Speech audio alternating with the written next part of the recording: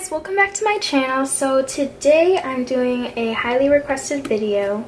This is something that I've mentioned a few times in some of my other videos. It's my bullet journal. Bullet journaling is basically a system of journaling to keep yourself accountable for anything, pretty much anything that you need to do, anything that you want to be, and it helps with organization as well. So I'm just going to go ahead and put this out there. The way I bullet journal is not for everyone, and you need to make it your own.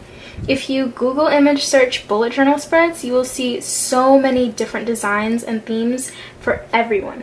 Most of the info on what bullet journals are will be listed in the description box. I'll have like a little paragraph or so explaining, but the purpose of this video is to just be a quick rundown. Because bullet journaling is such a personalized system, I thought that it would be easier to kind of introduce it to you through my own journal first and walk through it, and then move into, getting started on your own bullet journal. Alright, so let's get started.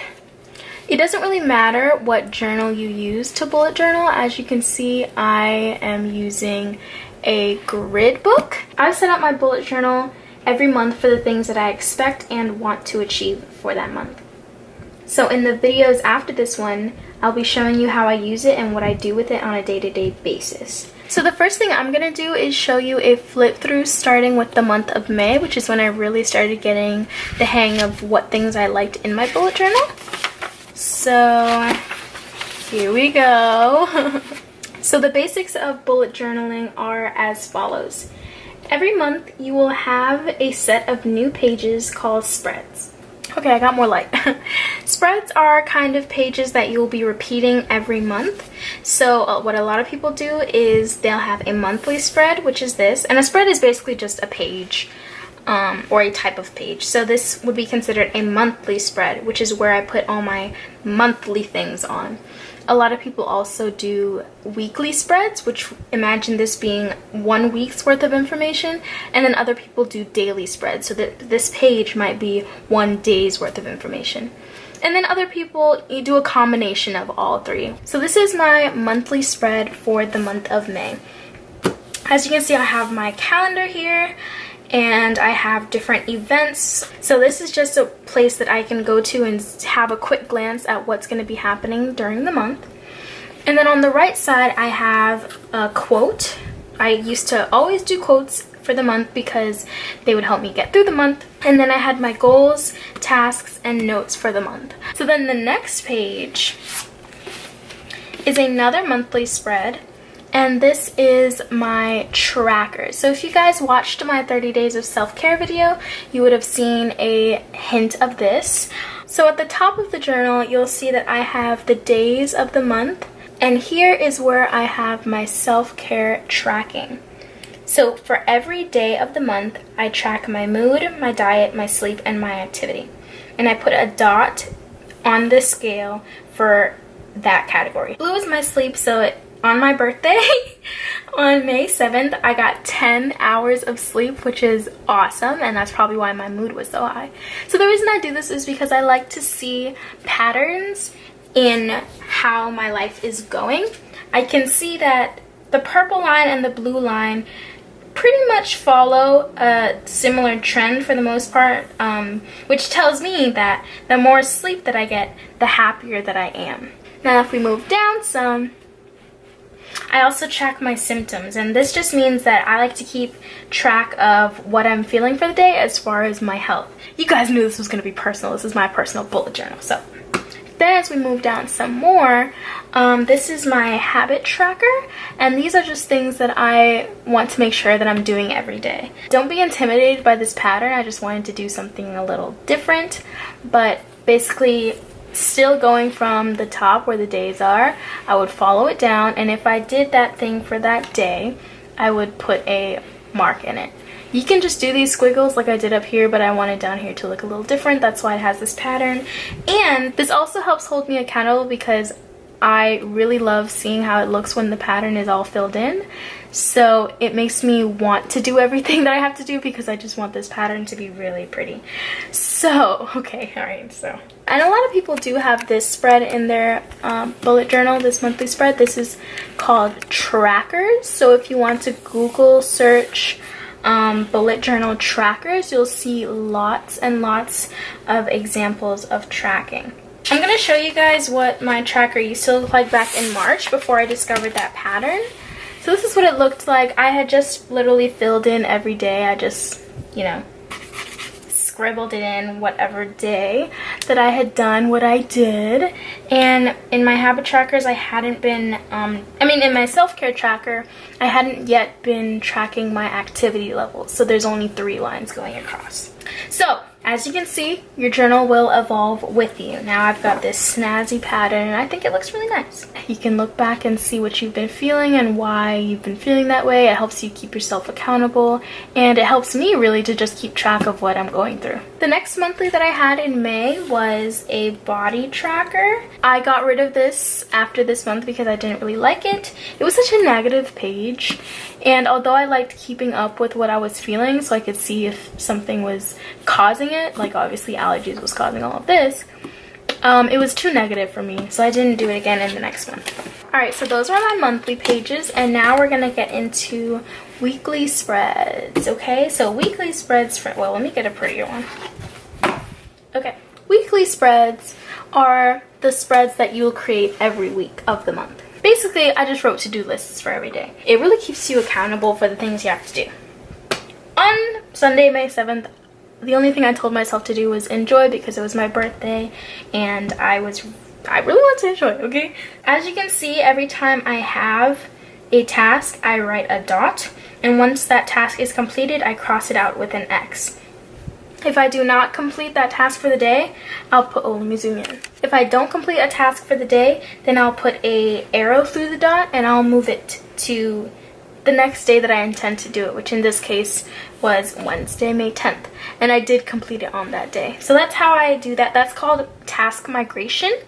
If I don't finish the task on that day, I still see it there. I'm not going to just cross it out, but I'm going to put it on the next day. I also tried writing positives every day. I didn't make it something that I had to do, but I did like doing it. It kept me kind of uplifted. Here's another weekly spread for you. You don't have to use this many colors. I had just got new fine liner pens. If you Google search minimalistic bullet journal, then you can see all the different like low-key black and white type of bullet journals, which I also admire. Alright guys, so now I want to show you guys how I start planning for the upcoming month. I've already started a little bit, but this is going to be my monthly spread for August. As you can see, I've changed up a few things. I made the calendar bigger, and the labels that I have over here will be a bit different than what I just showed you. But as I said before, your bullet journal evolves with you and changes based on the things that you find have been working or not been working so much. So I'm going to go ahead and make this a time-lapse portion, and I'm going to go ahead and fill out my bullet journal the way I normally would.